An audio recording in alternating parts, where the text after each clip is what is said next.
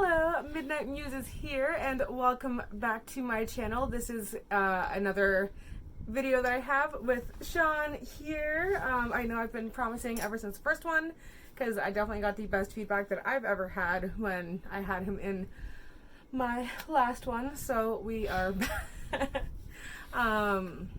And we're going to talk about books and movies, which is what we talk about when we do videos together. So I know I was going to do an update on the last book that I was reading, which is The Seven Deaths of Evelyn Hardcastle. I am still reading that book. Actually, something that I've done, which is something that I'm prone to doing, is get the bag too. Is I've actually kind of slowed down reading it a little bit because I love it so much that I really, really don't want it to end. And just based on the way that I've been reading it, it doesn't sound like it's something that's going to be made into any kind of a series. It definitely is like a standalone, magnificent book. Can you stop purposefully trying to get out of frame? I spent the last 20 minutes trying to get you in frame. Anyways, so I think it's going to be a standalone book, so I've actually kind of slowed down reading it a little bit because I'm really trying to savor like every minute of it that I have. Anyways, so for today, I got 2 birthday books today, not one. I got very spoiled. So book number 1, people. Book number 1, which as you can see was on sale.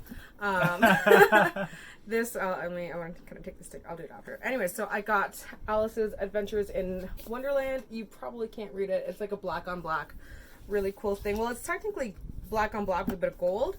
It's just a gorgeous, hard. Show them the. Oh, the illustrations. It has the original illustrations in the book as well. Obviously, it is the classic by Lewis Carroll. And actually, let me just see on the back. It also says that it includes poems, letters, and a biography of Lewis Carroll. So that's cool. This was not a planned thing. I mean, yes, we got it because it was on sale, but he actually had already told me that I could get 2 books. I was going to get Fragile Things by Neil Gaiman originally. It's a collection of short stories by him that I've been wanting for a long time, but we were just checking out the sales section and came across this, and it's so gorgeous. I really wish that you could see on camera like all the little like detailing. It's all there, you can kind of see that now. Yeah. It's like engraved detailing or embossed detailing. It's really, really beautiful. And I actually don't own Alice's Adventures in Wonderland. When I read it, I got it from the library. So it's one of my classics that I actually needed in my collection. So thank you very much for this. I'm actually looking forward to reading it. I actually spotted it out too. You did. And it's actually been quite a few years since I have read it. So it's definitely going to be added to my list of read next. I like those little tales. Yeah, and I love having a literature book kind of like as in my reading list. Anyways, so the book, book number 2, but was technically book number 1 because this was what I had picked as my birthday book for this year. And shouldn't really surprise anybody. I actually was surprised at the fact that I hadn't read it yet, which is Good Omens by Terry Pratchett and Neil Gaiman, which is this guy here, especially with the show coming out on Amazon, which is wonderful, by the way.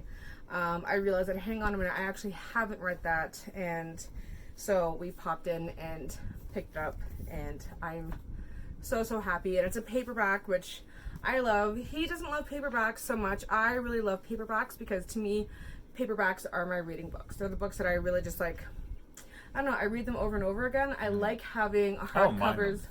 Well, I like hardcovers are my favorite books, and but I'll have 2 copies of them. So I'll have my reading copy, and then I'll have my fancy copy, which is like, I have multiple bookshelves, but I have one that's by the door where I have like really nice editions of books, and that's where I keep my hardcovers. So there's the books, and because he spent so much money getting me lovely books, I got a bag. Let me grab the bag, which I thought was the coolest thing ever. It says, I have no shelf control, and anybody who knows me even a little bit knows that I have an addiction to buying, owning, and reading books. I do love the library, don't get me wrong. Like, libraries are like super A+. It's a great place to like find new authors, do research, just read in general. But I do also love to own my books. And they're everywhere. I've actually started a new collection of current reads on my TV stand, as well as the stacks that are on my nightstand and on the floor and kind of everywhere in my life. But actually, speaking of books, because there was a book that he really wanted to read that he saw at the bookstore, and I told him I had a great copy at home, so I'm going to grab it really quickly. Because this is what you wanted to read. Yeah. See, I told you I had a beautiful copy. The, what's it called? Grimm's Fairy Tales, the Grimm Brothers. So you can see that. Yes. And it has the gold pages. My fancy book. And then it has the...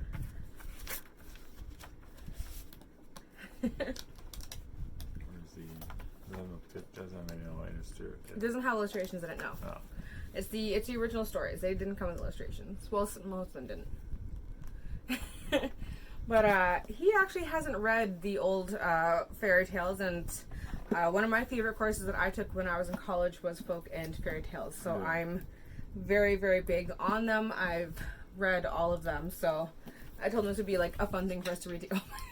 Yes, I know. Now you can see it better. Without the sticker. Yeah, see? I still gotta take the sticker off the back. I actually have to take the sticker off the back of this one. Now you can see the detail. See the book. Yeah. He is very, very proud of the birthday book that he got me, because that one was his choice. And I thought that was actually really fun because I had my choice birthday book, and then he had his pick for me as well. So that was really cool. So we have lots of books. Let me see if I can get that in. Yes! Landed in the trash. Perfect. But yeah, and this one comes with a bookmark in it too, which is cool. So, anyways, well, that's my book. Shall we talk about the movie that we saw as what? One point. Yes, you got points. You're almost at the next reward level. Yeah. Yeah. All because of you. Yeah. That's cool. You get a discount on the next book you get me, maybe. Yeah. That's not a hint at all. Anyways, so birthday celebrations today. My birthday's not till next week, but we like to have like a day that's just the two of us to go out and kind of like have fun and do what we want and just have like a couple day.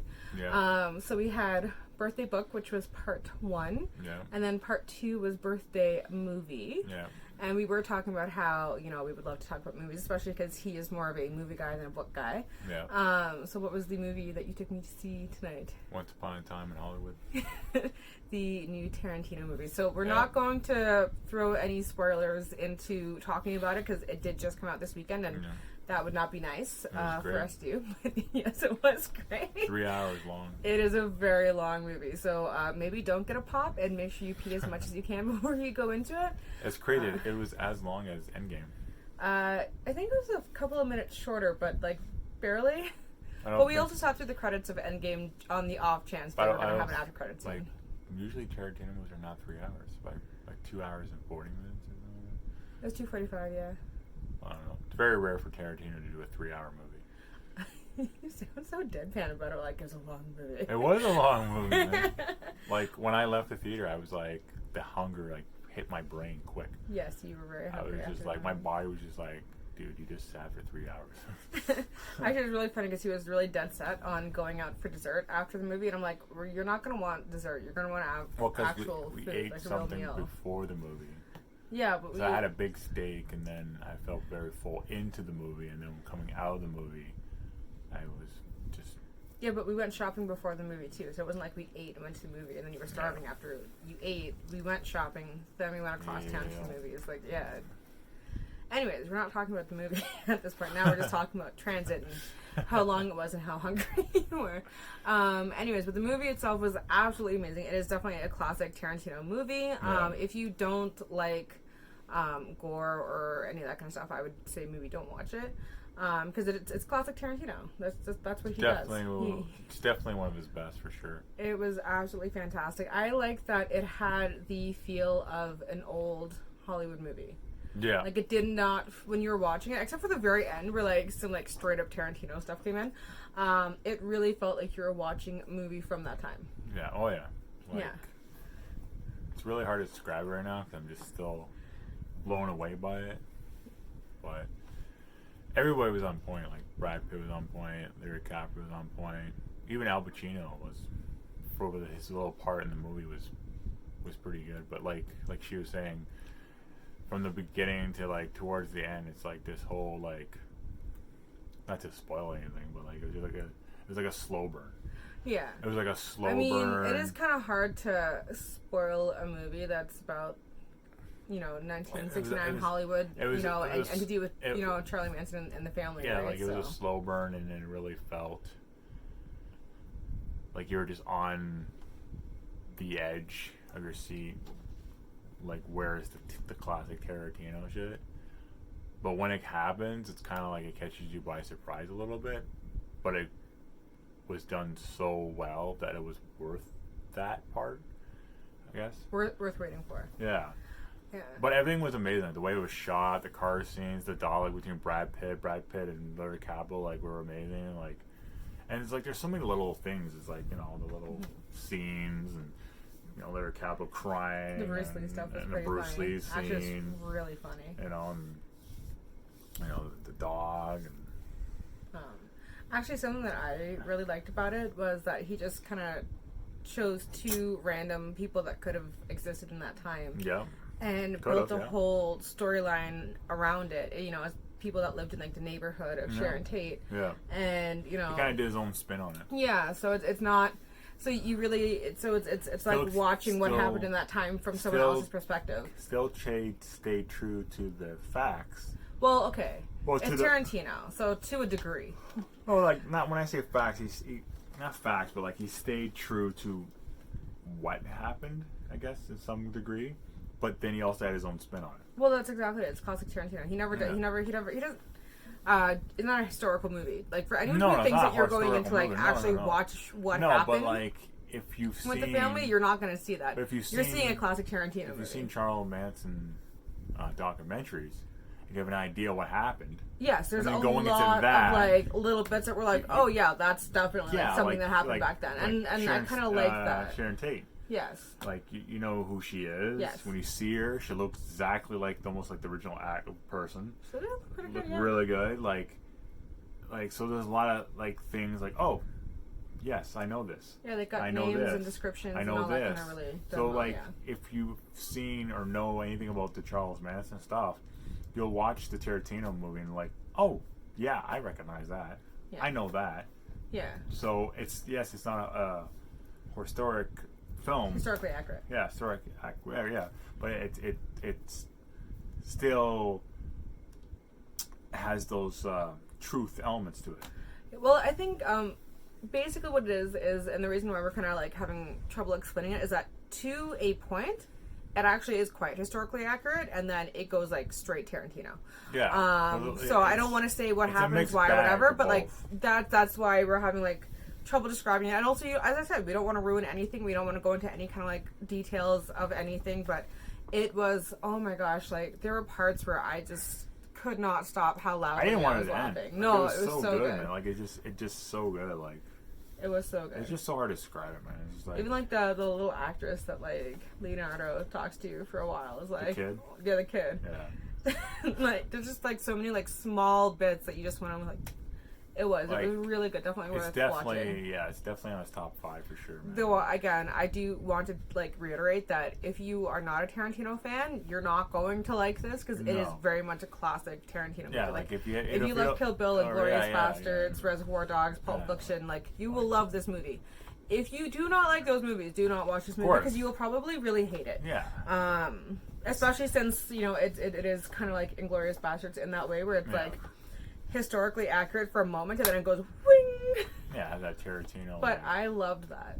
Yeah. Because it just made it fun. But most true fans of Tarantino, when they're going into his movies, they know what to expect, right? Yeah. But that's what I'm saying for someone who doesn't know the work as well, or like likes one movie or another movie, like go see Pulp Fiction. Then if you like that, go see this. Yeah. Start with Pulp Fiction. Start with something a little, classic. I would say Reservoir Dogs. Go right to the beginning. Yeah, but Pulp Fiction is more iconic. I don't know. See, this is where we get into arguments too, because his favorite movie, in case no one could tell because they probably can't see, is Pulp Fiction. But mine is I'm very like yeah. But see, that's I'm dressed like a hippie. Like I was ready to see this movie today. Everybody likes that one.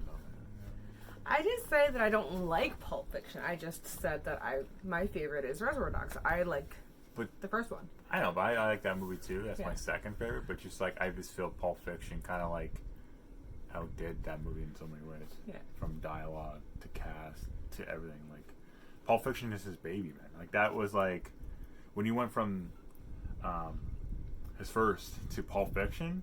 It was like holy shit. I remember when I watched his first film, and then when I saw Pulp Fiction, it was just like it was like he totally reinvented himself. Like it was insane. Yeah. Well, he went from this little movie about these guys and all that. When it's your first movie, you're not going to have the budget to like a big production, right? No, but even Pulp Fiction. I think the reason why it's just his Samuel Jackson. I'm just saying he has Samuel Jackson, John Travolta, Bruce Willis. You know, the cast, he had just a bigger cast. But not even that, it's just the dialogue is so well written. But that's what I'm saying. And the reason why I have Reservoir Dogs as my favorite is because from the get-go, his dialogue was incredible. Wrong. That movie is, trust me, I may love Pulp Fiction a lot, but that movie is right under the button. Man. Like, that movie got me into Tarantino. Well, exactly, and I think that's why I hold it as my favorite. Like I don't think you can. No, but I know that movie the back of my head. You know what I mean? Well, you memorize movies the way I memorize books. Like that, but I remember like there's a favorite scene of that movie I like where it's like was it Steve Buscemi? Yeah. He's getting chased on the street with the cops. Yeah. That scene's when I first saw it, I shat my pants. I'm like, this is amazing. You know what I mean? Yeah. So like, trust me, I know all about that movie. Man. And then the dialogue at the around the table there. Classic Tarantino right there, right? But that Reservoir Dogs is before you could say something like classic Tarantino. That's where it started. But then you go from Pulp Fiction, which is iconic. Yeah. But then Jackie Brown, a lot of people say is not even on the same level of Pulp Fiction. It's completely different. Exactly, right? So he goes. Tarantino is like up and down. For me, like I said, like a lot of people love Inglourious Basterds. I love it. It's a my to brother, me. No, it's a. Is it my brother? It's, I know it's a great, someone who I know very well hates it. It's a great Tarantino movie. No, I think Daryl likes it. It's a great Tarantino, but I prefer Django. I'm not disagreeing. You know what I mean? So it's like, but see, with Tarantino movies, they're all good, man. Yeah, that's what I'm saying. Like, there's kind of. But it's hard Pulp to argue Fiction is more iconic than his first film because the poster, the dialogue, the cast, and just when that came out. It just came at the perfect time. You know what I mean? You're still not going to make me change my favorite movie. No, no. But if you look, like, even look at the freaking poster here. Like, look how iconic that poster is. Yeah, it's Uma Thurman, I know. It's just iconic. Like, you walk down the street and people are like, boom, man, that's an awesome shirt. That's an awesome movie. Like, and there's so much great scenes. Every scene in that movie. I love how you've gone on like a straight up tangent about Pulp Fiction. No, but it's true, man. Like the new one. Like Pulp Fiction is like it's like a movie buff wet dream. Like that movie, like to this day, it still blows me away. Yeah, but so does Reservoir Dogs. Still blows me away every time I watch it. Yeah. See, I killed that movie. So when I see, and I just said I don't think. So when I killed that movie, when I killed his first, and then when I got Pulp Fiction just like blew me away more than his first movie. So it kind of outdid that movie for me. You know what I mean? But that's why his first movie is second. It's right underneath Pulp Fiction. Yeah. And then third is Jackie Brown. Because I feel like that is right there. Great dialogue. You know? And then after that, it's Kill Bill Volume 1. You know, because I find Kill Bill, his Kill Bill movies are very underrated. I do. A lot of people don't like them, or they talk a lot of smack, and I was like, hey. But then I find fifth and sixth is not Inglourious Basterds or Django too much. It's his other movies, like True Romance, where he wrote that. Yeah, but that's a movie that he wrote, not like a classic Tarantino directed movie. But he still. But we're not talking about the movies that he wrote. We're talking about like his like movies anything he with wrote Tarantino involvement, like From Dusk Till Dawn. Yes. That's on the top list for sure. I don't cuss on my channel, you know. Well, you gotta put a beep in that. I don't know how to, so no cussing. You better figure that out. No cussing. I told you this last time. Shit, no cussing. Man. Seriously, don't cuss. I don't cuss on my channel. I don't want to have to refilm this, so no cussing. Right. Fudge. Thank you. But yeah. What the fudge, man? Oh my gosh, we're supposed to be talking about the new one though. We're not. Well, apparently we're talking just about Tarantino in general. Yeah, we're done with Tarantino, man. When you. All right, hang on. I gotta pause it because we're reaching the limit. It's gonna stop. Talking about Tarantino. Yes. You just can't talk about one Tarantino. No, you gotta talk about every Tarantino. Exactly. But From Dusk Till Dawn. Yeah. That, to me, may not be. It was directed by Robert Rodriguez, but Tarantino starred in it, and he wrote it. To me, that's still a Tarantino flick. I know, but we're talking about the 9 I know. Yeah. Technically, we're supposed to be talking about the 9th movie, but we've turned into just talking about the 9 movies. Highly recommend it, man. If you love Tarantino, go out right now, drop everything you're doing. You know, beep, blah, blah, blah. Go out and go out and see it, man. Fudge this, fudge that. That is if there are tickets left, because there are just tickets, man. I mean, we went to an early showing and it was fully booked. It's just there's not a bad thing I can say about it. Like, Brad Pitt was awesome. I would put it up there, up there with my top 3. Like, it's probably like it's on the top 5 for sure, man. Like, I felt like it was better than Django, better than Glorious Bastards. That's high praise. Like, it's really good. Yeah. It's really good, and it's also, like I was telling you earlier, it's a personal film for him too, right? Yeah. And you can see that passion in the movie. Oh, you absolutely can. Like what's that word? Homage? Is that the right word? Paying an homage, yeah. He's paying homage to like Hollywood. Yes. Like all the early days of Hollywood. Yeah. And he does it so well. Yeah. Like, even when they're sitting there, there's one scene where Brad Pitt and Leonardo DiCaprio are watching TV, and then they're watching an old film. Well, they're technically watching an episode that DiCaprio's character was in. But just having that, like that setup there, like they're actually watching something on a tube. Yeah. And seeing something from that time period is amazing. Yeah. And all the movie posters Leonardo DiCaprio has, and stuff, you really feel like he's paying respects to that generation of films and Hollywood, and throwing in some jokes and stuff like that, and not even some jokes. It's like comedic cues were perfect because a lot of times they weren't even making jokes. It's just the way that it played out. Yeah. Like you were, oh my gosh, like toes curling, laughing. Because I mean, I'm one of those people where when I watch the movies, because we have the easy chair theaters, and in my sandals, I kind of feel like I'm barefoot. And I kind of just sit cross-legged, and you just like sit closer, you know, and you're just like, oh my gosh, it's so funny. To describe Once Upon a Time in Hollywood, it's kind of like it's like a love letter to his love days of Hollywood, to his love for film, the old days of Hollywood, but then also his, I guess, portrayal of the Charles Manson stuff.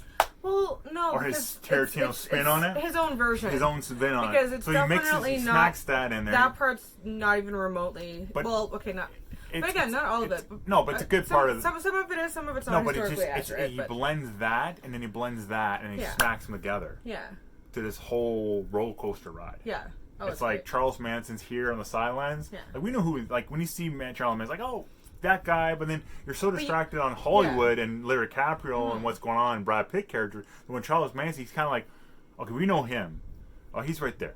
Okay, we'll get back to that guy in a second. Then we're going over here. It goes back and forth, and you're just like, you know, the hippies and this and that and this. It's more about like the hippies and like the rich people of Hollywood than I think like specifically Charles. Like, it talks about the family more than Manson specifically. Yes. That's the only like, I guess, kind of spoilers thing I'll say is it's not focused on Manson because he himself. didn't do the murder, right? It's focused on the family and the hippies, the ranch. The cult. Yeah.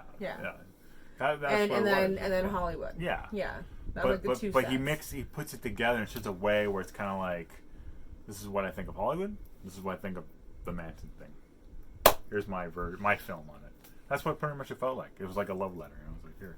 It was though. It but again, it's Tarantino, so don't think that you're going. But like exactly Tarantino. Like, as long as you know, like, fantastic. You know, like, even when but there's some other scenes, like when I saw Kurt Russell's in it, and oh yeah, he's great. No, but like, and he's in it with the girl too. Yeah. But Brad Pitt, he's a stuntman. Yes. And if you saw Death Proof, Kurt Russell's a stuntman. Yes. So when I saw Kurt Russell on the screen for the first time, and actually, what was funny about I felt like it was kind of like colliding with Death Proof a little bit. Well, and because Kurt Russell, what was he? He was managing the stuntman for the film, so he kind of like almost was like reprising his role in a way. Yeah, like it was like, is Death Proof part of this movie? It's like it felt like. And then his wife was. Yeah, so like you were saying, I don't remember her name. And people were saying to me like how Tarantino movies are like in this universe, right? So I never noticed that, right? Stupid me. No, not stupid you. But it's just a lot of even the fake trailers, man, were so good, man. Like when you see that one clip with Flamethrower, the Nazis. Oh my gosh, that's just classic Tarantino. They weren't fake trailers. No, but not fake trailers, man. But that whole it's not like how they did the whole double feature thing. The clips, Yeah, they did a lot of like Tarantino style clips. Yeah, they did a lot of. It's always he's like right there, and then he comes down, and he's like, "Die, you Nazi beep!" Because right there, so I put a beep in there for you. Thank you.